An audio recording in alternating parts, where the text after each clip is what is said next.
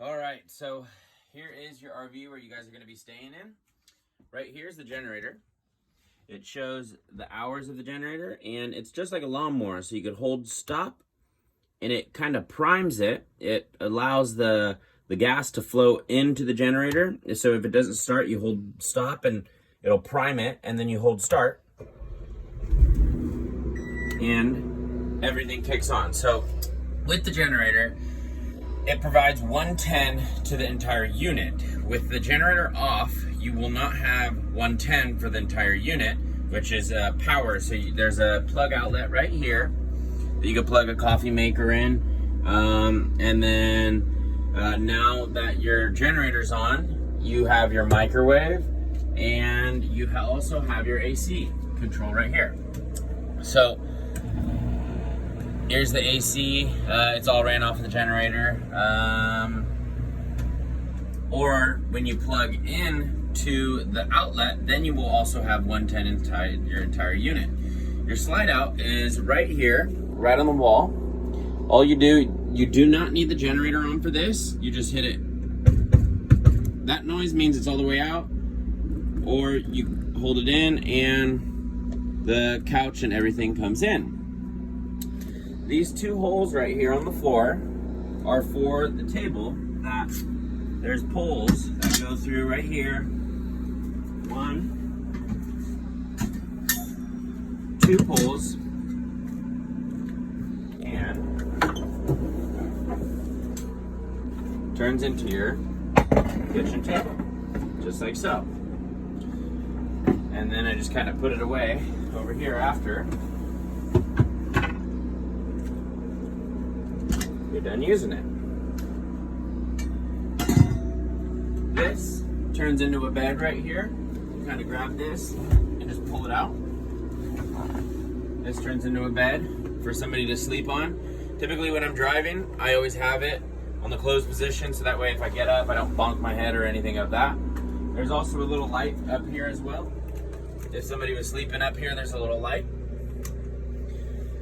And up here for the dash, I'll go ahead and show you.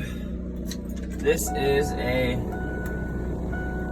switch right here for the reverse camera. So whenever you're going to reverse, you just hit this switch and it switches from here. So you flip the switch and it switches. It doesn't get activated when you hit the reverse. It only gets activated from the switch. And here's a cord right here. There's Apple CarPlay, so you can plug your iPhone into here. And it pulls up your Pandora, Google Maps, and everything. It's all touchscreen. So it all pulls it up through here, which I don't have a cord right now, but I could show you when you get here, if you have any questions. Other than that, there's little lights and stuff right here. Here's a coffee maker inside of here. Paper towel roll, cutting board, the stove top. You need a lighter, which we got. Oh, not in there, it's in the other drawer, but stove top, you get a lighter to light it. This is the pump. So if you do not have full hookups, you kick this pump on and it circulates the water. If you have full hookups or hookups from the water, you don't need the pump on because you're getting pressure from the city water, and that is what keeps it pressurized throughout the unit. So right now with the pump off, if I try to run any water, you have no water that comes through. As soon as you kick the pump on, water comes through. And here is the heater. You kick it on, off. So that's the heater right there. That heater, it takes about 30 minutes or so to heat up the hot water. There's a 15-gallon little storage tank. Typically, when I go camping, if there's ever showers or anything at the campsite, I always try to shower at the campsite rather than in the RV, because you're using less propane, and then also it's less sewage that goes in this holding tank itself, so which is less work for ultimately you to have to empty out. So I always try to use the showers if you could over there. But if you want to use this one, completely fine. You got to heat up the water there. Other than that, here's the refrigerator. This should always say on auto. If it ever says check, that means check something out. Something's not working correctly. You just leave it like that, and in order to reset it, you just hit the on button, like so, kick it back on, and it resets it. So currently right now, I turned on the refrigerator for you last night. The refrigerator and freezer are nice and cold, so you don't have to worry about that. Just leave it as it is. We got propane in there, it's filled up. Outside, I'll show you how you turn on and off the propane. Here's a little, this little thing, I gotta zip tie it back together, but here's your little window shade for the back room. For your little privacy. And up here is another light back here. There's a couple other little reading lights back here as well. I switched them all out to LEDs so that way they're more energy efficient and everything. It's a queen size mattress on here. Other than that, we have your restroom in here. So here's your restroom. Here's a light bulb right here for you. So you don't have to reach up here every time to turn on and off the light. You leave it on and you come to this light switch here and you turn it on and off. So what I do here is if I'm gonna go number 2, you grab this lever and you hold it up. What it does, it allows more water to go inside of the toilet. So if you're gonna go number 2, it doesn't leave a bunch of skid marks all over, because it fills it up.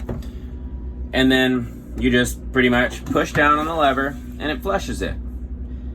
But then it goes back to just a normal state like that. So if you're gonna go number 2, pull up the lever with your foot, allow more water to go inside the toilet itself, and go number 2. I went ahead and left some toilet paper in here. So what I typically do is I leave 3-4 rolls in here. And depending on how long your trip, you may run out of toilet paper. So what I typically tell people, if you run out of toilet paper, the best way to do it is go to the dollar store and purchase the dollar store. It's the cheapest and it's also the thinnest kind of toilet paper. So it's flushable and everything. In here are some little green gobbler septic saver thingies. What these are so if you use a bunch of sewage and you dump your sewage and then you're starting to use more sewage again, all you do is you get one of these tablets and just throw it down the toilet. It helps for the smell, and then it also helps break down a bunch of the sewage, so that way when you go flush, it's not so big poops coming out through the thing and could potentially clog something. So I'll leave these in here. There's plenty enough in there for you. Kick that light off. The shower's in here. It works like a normal shower. I mean, hot, cold, and then here's your little sprayer. You kind of just go ahead and adjust. And then here's a little window, or a little thing right here. Here is a fan, so if you go number 2, you go ahead and you could open this guy, and you kick the fan on. Be mindful, do not drive with this thing opened up. So before you start driving, make sure these things are closed. These things will fly off while driving. So we're gonna head out to the exterior of it now. Let me go ahead and close so this one has a little light right here actually too. Little light. These are just storage compartments right here. So I'm gonna go ahead and close the slide out. So I'm just hitting the in button and it comes in real quickly.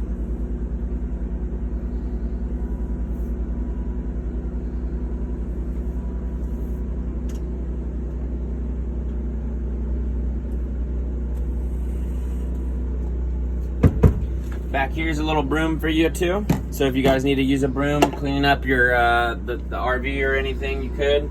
Left a garbage can in here. There's trash bags inside of here. So you guys, I got a full box of trash bags. You go ahead and you use your trash bags if you need them. Other than that, I'm gonna kick the generator off.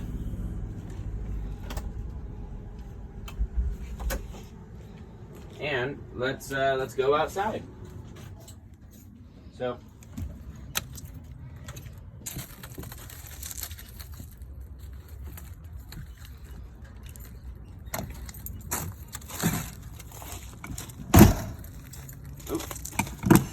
I'll show you how to do the awning real quick, guys.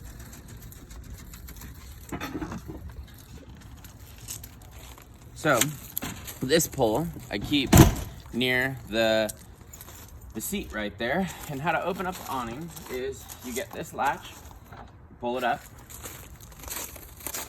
same one on the other side, you pull it up, and then you get this little thing, and you get this switch, and on here it says roll up, roll down. So I want to roll down, so I'm gonna boom, flip the switch, I put the pole in the awning, and I just pull it out. Be careful when you let it go up. Do not let it slam up. You gotta hold on to it with this hook again, just how I took it down. So I'm holding on to it with the hook. And so once it extends, you pull it all the way down, and then these bars right here are able to slide up, or so that it keeps extending. You'll see when you do it, you go ahead and extend it all the way out, and then you're able to adjust the bars accordingly. So now I want it to go up, so hold the black cord, flip the switch, and now it retracts up. Like I said, hold on to this black cord, and I'm not tall enough, so I can't let it go. So you hold the hook inside of there, and you let it go nice and gently. Just like so. Then you lock these guys back up.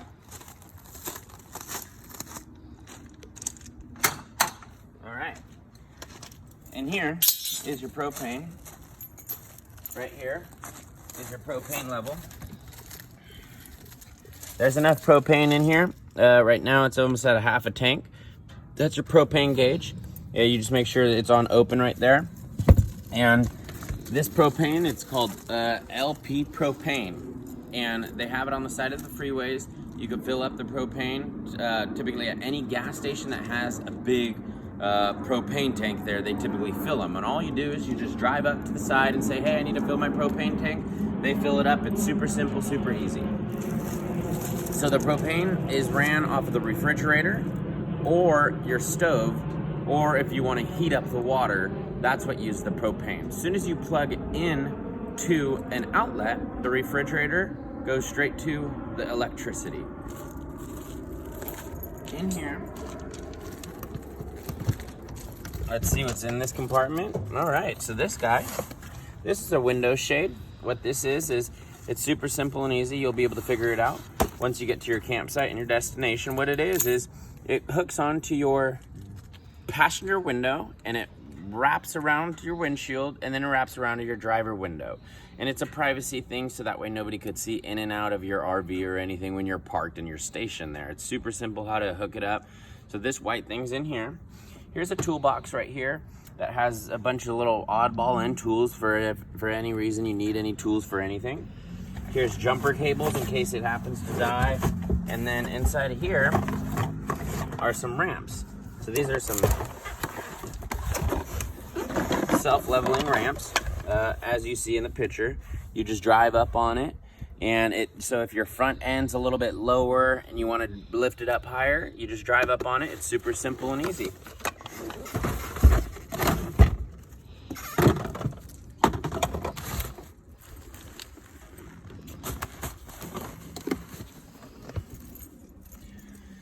The step is right here. It's manual. You just get the step, pull it out. Make sure it's always back in before you depart.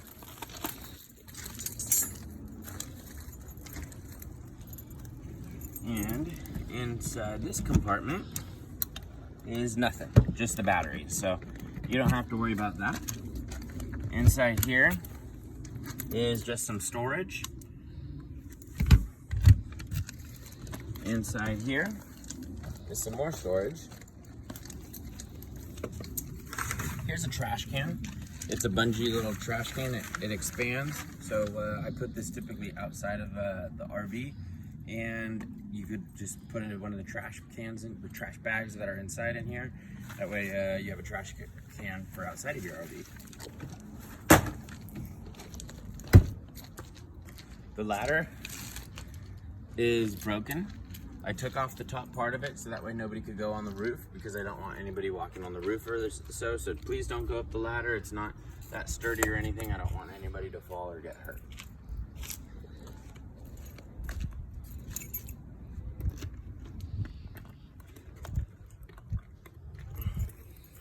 Sometimes these little things are kind of hard to open. So what I do is I always just push on the bottom here to apply pressure to try to get it open. So this one is where your power supply is. I have a hose right here so you could hook up to your water, and there's a little light in here for you. So this is your electricity for the entire unit. You unplug this and you plug this into this, and this gets plugged in to your outlet wherever you want power for, and it provides power for the entire motorhome. But as soon as you leave and you don't have power, you always want to plug this one back into here, and then if you kick the generator on, that'll provide power for your entire unit. If you do not have that plugged in and you have the generator on, nothing's gonna happen.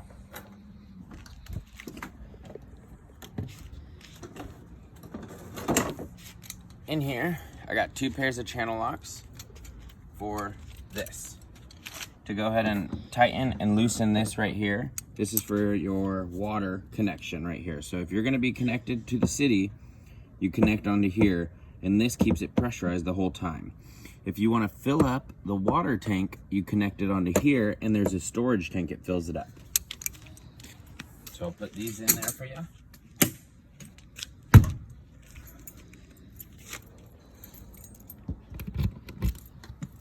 Inside here is your sewer hose.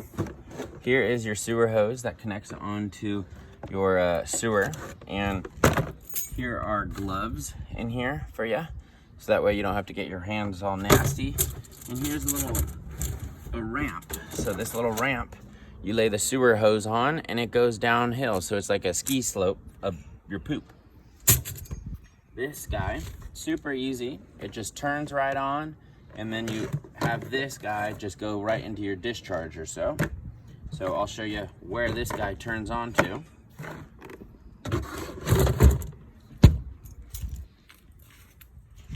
The gas tank's right here.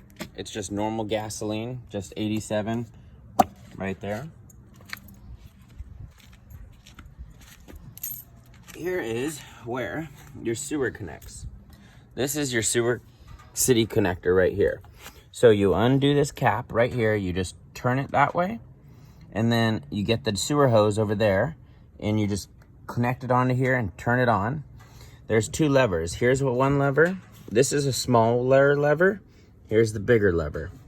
So you want to do the bigger lever first. The bigger lever is for like your black water tank for your poop and everything. So you do the big lever first and let all the poop go through, and then you do your other lever, which is the gray water, which is your sink, your shower, and yeah, your sinks and showers. So that way it cleans all the poop and everything out through the discharge hose itself. So big first, little after. This is the generator right here. You guys shouldn't ever need to open up this, but if for any reason the generator's not turning on for God knows at what reason, there is a little circuit breaker right in here, and you can flip it. So it's just like a circuit, like a breaker in a house. Just flip a switch, off, on. So you can see inside of there, there's a little thing, it says on, off. You flip that on, and then you could always try starting the generator from here.